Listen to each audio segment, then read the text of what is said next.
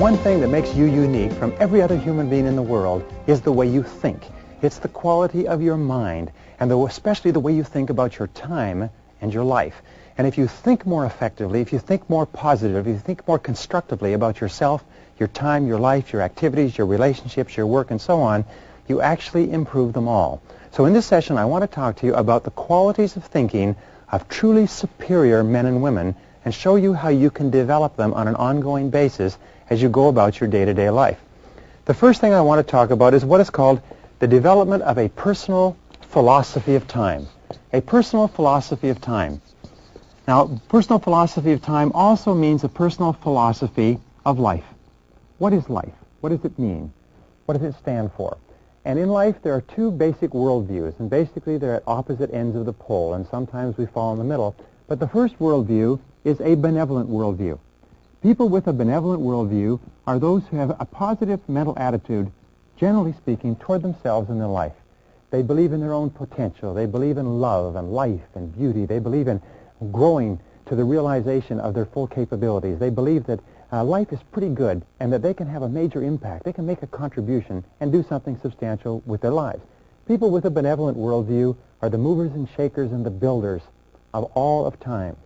Now, the other type of people are those who have a malevolent worldview. These are people who have a negative mental attitude, if you like, and they have, first of all, a negative mental attitude toward themselves. They have a negative mental attitude toward other people, toward the world. They see injustice and oppression. They see unhappiness and misery. They see unfairness and people having a hard life. They have a tendency to be angry and to have low self-esteem, but always a malevolent worldview requires someone or something else to blame, someone or something to criticize, something to be down on. That's why you find that people with a malevolent worldview are always in contra-opposition, or if you like, in conflict with people with a benevolent worldview. In order for you to achieve your potential, remember the most important people, the most productive people, the most creative people are always those who have a benevolent, positive, constructive worldview, and that's your goal. Now, the second part of a philosophy of time management is to take the long view. This is so important, but Dr. Edward Banfield of Harvard University studied success for years and years in this context. He said, what are the characteristics of people that cause them to move up socioeconomically in the course of their lifetime? What are the predictors of upward social evolution? And what he found out was that long-time perspective was the critical factor, that this is an attitude. And people with long-time perspective, as we mentioned briefly before, are those who take a look at where they are now and where they want to be in 20 years. And they make sure that everything that they're doing today is going to help them in the long term. They are willing to work hard today knowing that the payoff will come much, much later. And as you go up socioeconomically, you find that people's time perspective stretches out further and further. So develop the long view. Now, when we say developing the long view, we mean that people with the long view are willing to sacrifice in the short term for benefits in the long term. They're willing to study and prepare and plan and work. They're willing to practice the law of accumulation, which says that every great achievement is an accumulation of hundreds and thousands of efforts that a person puts in that nobody ever sees, but a person is willing to do it realizing that the payoff will be tremendous.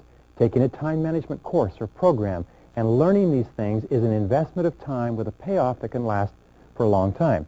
Now, the third key, which comes out of the long view, is the ability to delay gratification. Economists agree that the number one reason why people or even economies fail is because of the inability to delay gratification. They want to spend all of their time, all of their money now. They want to have fun and do what is fun and easy rather than what is hard and necessary. W. Clement Stone said, if you cannot save money, then the seeds of greatness are not in you. If you cannot save money, then the seeds of greatness are not in you. If you cannot delay gratification and engage in short-term pain for long-term gain, then the seeds of greatness are not in you. One of the most valuable things that we can teach our children and teach our staff is to think in the long term. All of us, over the course of our lives, want to develop character. And character has been defined several ways. One definition I like is that character is the ability to follow through on a resolution after the enthusiasm with which the resolution was made has passed. So taking this course, by the way, you will make a lot of decisions and commitments and resolutions. The true measure of character is whether or not you have the capacity to follow through. Character, in effect, is self-discipline in action. Character is self-discipline in action. You can tell how much character you have by how willing you are to discipline yourself to make the sacrifices that are necessary in the short term to have a great life in the long term. Now, once you've done this, number 5 is to take the short view. A key part of time management is to take the short view, which means to measure out your time in minutes. We find the most productive people in our society, the most important, the most prominent, are those who are the most fastidious about their time management. They measure out their time in 10-minute chunks like accountants and lawyers and doctors, whereas unsuccessful people measure out their times in half days and full days and weeks. So take the short view. Be fastidious about your time. Following that is know where your time goes.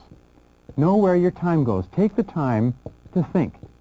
Know where your time goes so that you can ask yourself if this is how you want to spend your time. Analyze it. Keep a list of how you spend your time. Look and ask yourself all the time, is this consistent with what I want to do and what I want to accomplish? And number 7 is learn how to say no. Just say no if a particular activity does not contribute to the highest value use of your time. Just say no if something is not helping you. Use the techniques of delay in order to gain time to think about whether or not you want to do something. One of the best techniques I've ever used and discovered is what is called the 24-hour technique. No matter what anybody wants you to do, ask for 24 hours to think about it.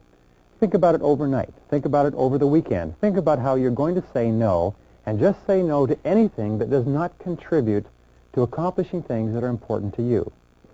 Now, an 8th key in developing a philosophy of time management is to remember that time equals money. Time equals money. If a person asks you for a certain amount of time, or if an activity takes a certain amount of time, ask yourself, how much money would you be willing to exchange for the successful completion of that activity? If you want to earn a certain amount of money, ask yourself, how much of your time are you willing to spend? How much of your money are you willing to contribute?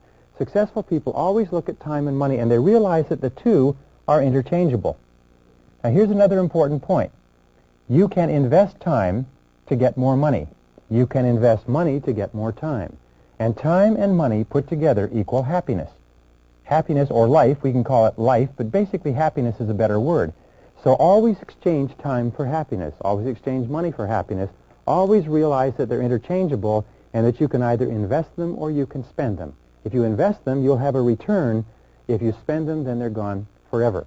And this brings us to the 9th key in developing a philosophy, which is that you need to look at everything that you're expected to do based on your hourly rate. If your desired hourly rate is $10 or $20 or $30 or $40 or $50 an hour, then you ask yourself, is what I am doing now paying my hourly rate? Is what I'm doing now worth my hourly rate? Or ask yourself this way, when you're reading the newspaper or watching television or sitting around socializing, would you pay another person your hourly rate to engage in this activity? How much would you pay per hour to have a person watch television for you? When you're watching television, you should ask yourself, how much would I pay per hour to watch this television show?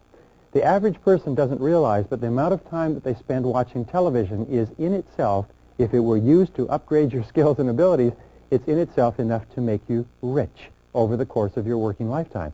A television can cost you thousands of dollars, even tens of thousands of dollars a year, if you don't think about the fact that when you're watching television, you're not doing something that is increasing your productivity.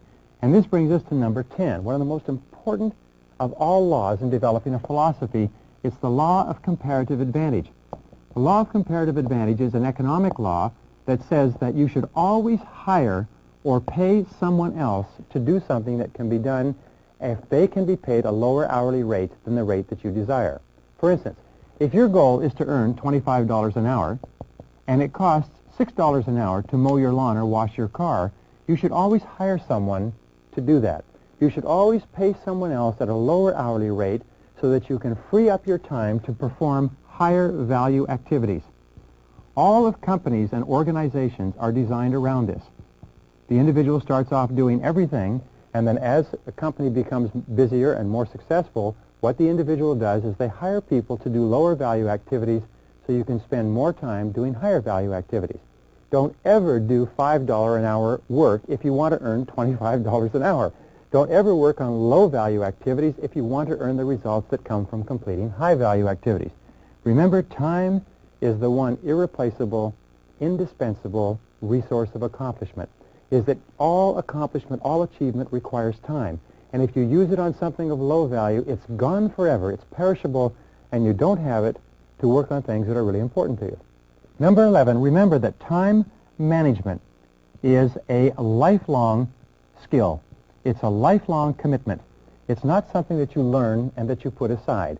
Time management is a discipline, but it's like physical exercise. It's like eating. It's like sleeping. It's like hygiene, brushing your teeth. You have to work on it continuously. Every single day you have to get up and you have to think consciously about how you're going to manage your time, how you're going to use it today. Remember, time is life. So you have to think continually about how you're going to use your life more effectively. Number 12, lead by example. One of the characteristics of leaders is that leaders lead by example. Leaders have a tendency to look upon themselves and be aware of the impact that their activities and what they're doing is having on others. Leaders are aware that they are role models. So if you want to be an excellent time manager, one of the psychological techniques you can use, as we discussed right at the beginning, is to imagine that everyone is watching you. Imagine that you are setting the standard and that everybody's going to manage their time the way you manage yours. Ask yourself this question. What kind of a company would my company be if everybody in it managed their time just like me? What kind of a family would my family be if everybody used their time in it just like me? And always be asking yourself, as an example, would your world be a better or superior world if everybody did just what you did? The superior person thinks about this all the time. The inferior person puts this aside and refuses to deal with it. Now, the 13th key in developing a philosophy of time management is the importance of balance. The importance of balance, which means the importance of moderation. The Greeks said that moderation in all things is the key to a happy life. Moderation. Now, sometimes people say, well, I don't have time for my family. I don't have time to exercise. I don't have time for this and time for that. Whenever you find yourself getting out of sync with regard to balance, and especially when you feel that you don't have the time, is when you most need to stop and think. So here's the question to ask. What would I do if I only had 6 months to live? If you find yourself working too hard or not spending time in your relationships, not spending time with the people you care about and who care about you, then ask yourself, what would I do if I only had 6 months to live? And if what you would do is you'd spend more time with the important people in your life, the time to start spending that time is now.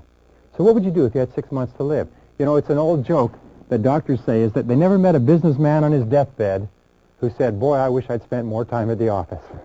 The fact of the matter is that balance and moderation in all things increases your productivity, increases your efficiency, and remember, the only reason you're working is so that you can enjoy the great things of life, which are your people, your relationships, the things that make you happy, and so on. Number 14, which brings us to that, is that relaxing, letting go, vacations are a wonderful use of time, is that you need to recuperate. You need to recharge your batteries. So one of the smartest things to do at the beginning of the year is plan all of your vacations in advance. Send them the money. Book the travel facilities and the hotel facilities. Book your vacations in advance and schedule your work around your vacations. Take 3-day weekends whenever possible. Take a week or 2 weeks off in the summer and the winter time, but learn to relax. Also, learn to exercise. Exercising is a valuable use of your time. The more you exercise, the healthier you are, the more energy you have, the more creative you are, and the more capable you are of doing better work when you work. Number 15, make sure that your goals and your values are congruent. Make sure that you're doing the things every day that you love to do. Make sure that you're doing things that you care about and that what you're doing every day makes you happy. Number 16, have regular health exams. Remember that your health is one of the most important parts of your life. Get regular dental checkups, get regular physical checkups. Number 17, eat lightly. Eat light lunches, eat light dinners. You'll have more energy, you'll be less drowsy, and you'll be more productive. Number 18, make a decision to live to be 80. This is perhaps the most important single part of a philosophy of time management, is that you make the decision that you're going to live to be 80 years old and that you organize all of the days and hours of your life so that you feel healthy, you feel happy, you feel terrific, and if you do, You will live to be 80, and you'll enjoy every single minute of it.